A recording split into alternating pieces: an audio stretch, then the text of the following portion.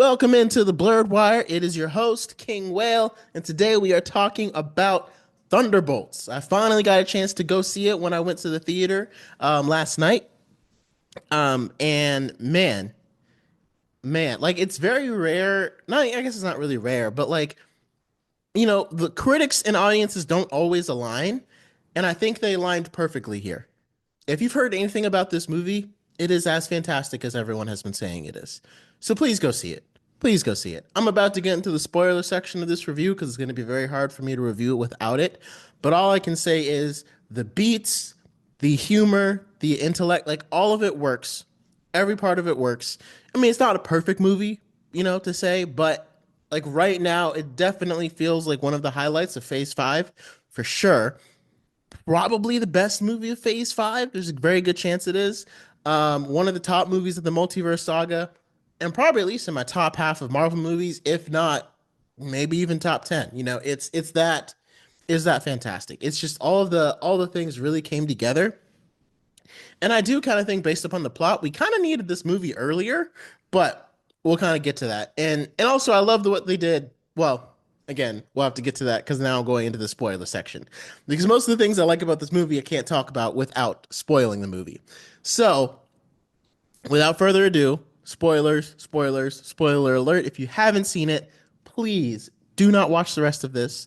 Do not listen to the rest of this. You need to go see it first and then come back and pick it up from right here because I don't want to spoil the experience for you because it's going to be much better if you get a chance to just experience it for yourself. So, this movie was, I think the main reason why it was so good is because it was such a great look at mental health and trauma and coping with it. uh, Especially when we got to the void scenes. And so throughout the whole movie, like it moved fast, but it also took its time. Like the Marvels felt like it just moved fast.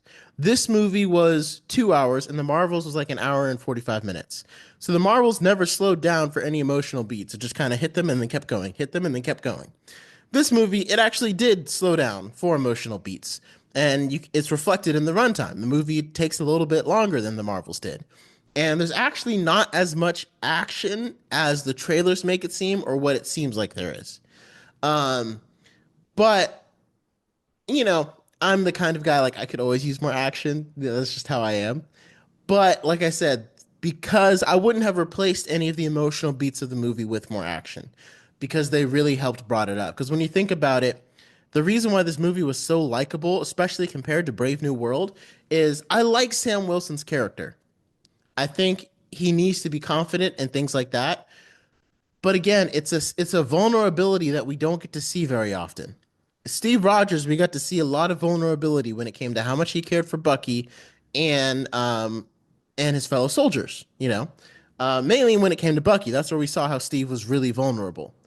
We don't see that much vulnerability in Sam Wilson's character.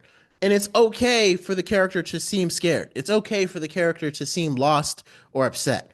And that's why so many people are going to relate to Thunderbolts because are most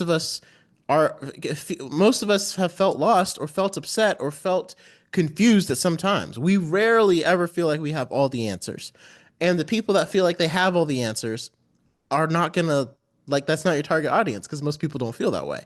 So, getting to know characters who have all made very public mistakes, very big mistakes, have not going to say glaring flaws, but enough flaws to where you can understand what they're trying to do, but still see where they're messing up and not quite like where their past is kind of getting them into a bad situation. Each character worked perfectly for this. Like I thought the way they developed John Walker was great because I loved his speech in Cap. Like the one thing I do like about his character in Falcon and the Winter Soldier, and I know I kind of crushed in Falcon and the Winter Soldier, but his speech to the committee was so powerful because he talked about how much he bled for the American red, white, or blue, and when he finally got to be Captain America, like he did way worse things to people in Iraq. I'm 100% sure he did way worse things in Iraq serving those tours that the country commanded him to do than he did to that guy who just killed his friend.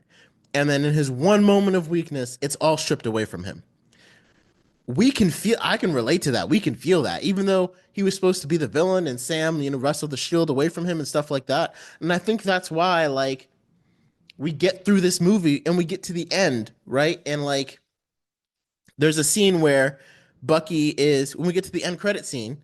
I'm like, how do I even say this without having to go into it? Okay, so basically, the plot of the movie at the end, it's kind of funny because it's like they kind of got there the same way I would got there. So the Thunderbolts asterisk basically is for the new Avengers. So these Thunderbolts have been branded as by Valentina as the new Avengers, which is exactly how I would have ended this movie as well. I would have taken a different path, but that's exactly how I would have got there.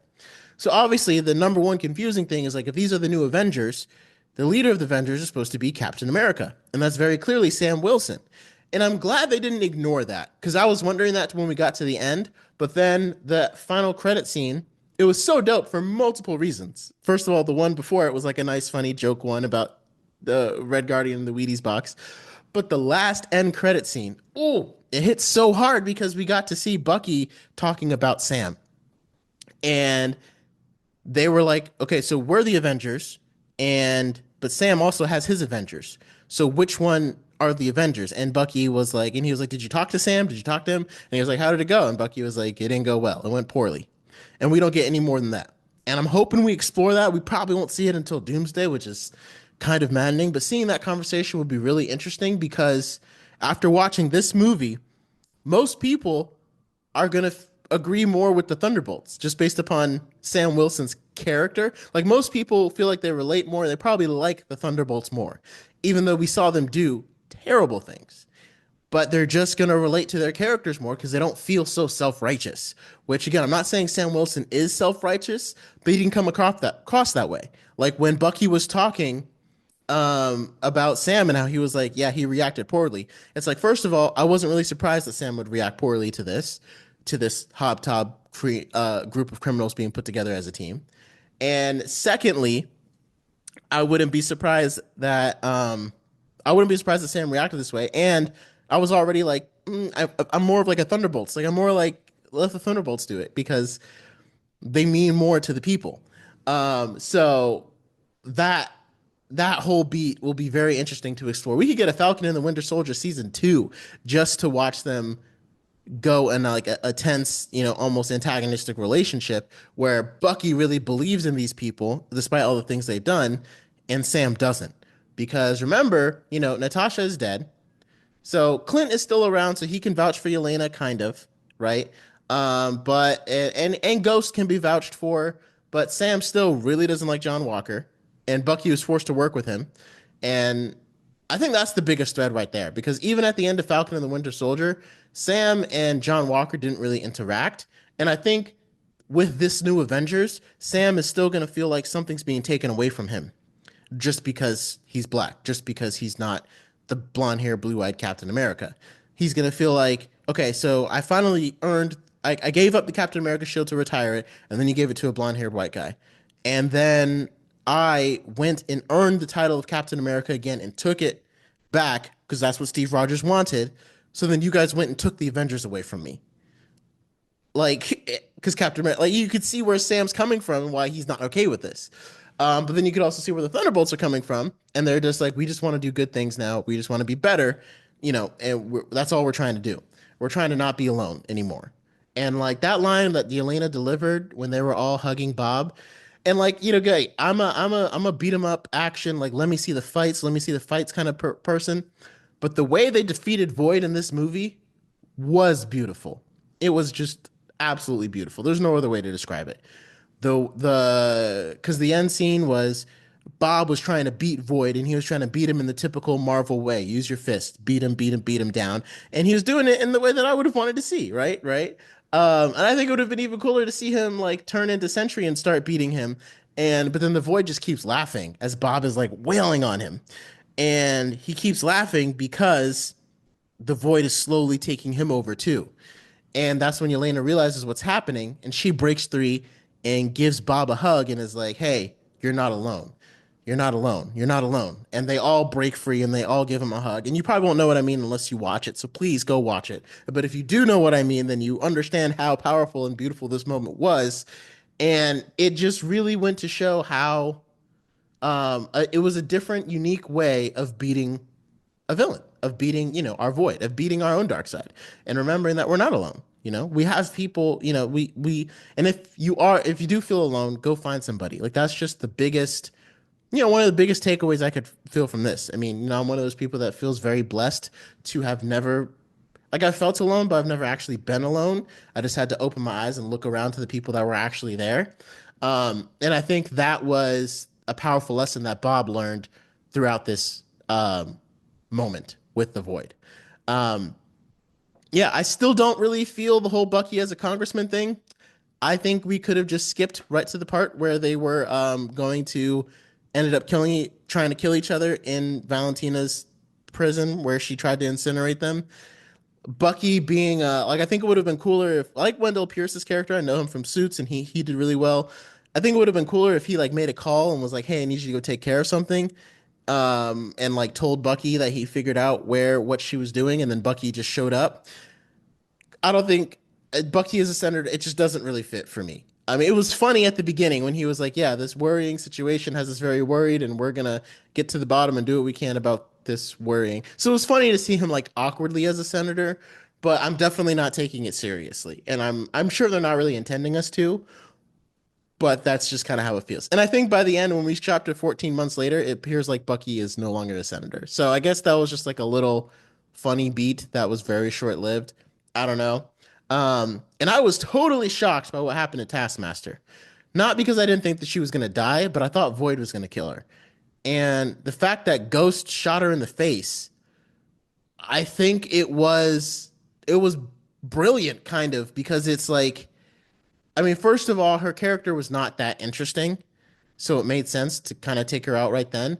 But also, it really showed that like this is what they do. This is their agents taking the following the mission, and it really established the anti-hero nature and the way that they've been just controlled and geared towards targets. We're just weapons pointed at the right people. And in this case, it wasn't necessarily the right people because it was Taskmaster who was hired to kill Walker, who was hired to kill Yelena, who was hired to kill Ghost, who was hired to kill Taskmaster, and she's the only one that succeeded. So watching them go closer together, um, like my wife said, she's like, "This is one of the first times I've really enjoyed a movie since Guardians 1," she said, because it felt like you were able to watch them become a family. And that's what everyone loved about Guardians 1, the bickering and then so them slowly becoming a family throughout the whole thing. And that's what Thunderbolts had, and that's what made it so beautiful. Um, they did Sentry justice. I loved it. In the comics, he doesn't really have telekinesis, but I know in the comics his powers kind of look like Captain Marvel's because he just has the energy beams power of a million exploding suns. So I like what they did, like where he would look at something and it would kind of like catch on fire and turn. And I kind of wish they leaned a little bit more into that. And hopefully when we see him again, they will, because it's a nice way to kind of like uniqueify his powers. But also we got to see his speed, which we don't see in a lot of Marvel characters. And his speed is up there with Superman. And that's what distinguishes him, and that's what makes him a threat that could take out the entire Avengers because he's faster than Thor. Repeat that. He's faster than Thor. He's faster than all of the Avengers, and that gives him a huge advantage. And that Sentry fight was awesome. I would go back in the movie theater just to watch them all fight Sentry again. So let me know what you thought about the movie. Let me know if you're going to go see it. I'm probably going to go see it again and give you another review of it, but let me know your thoughts and tune in next time.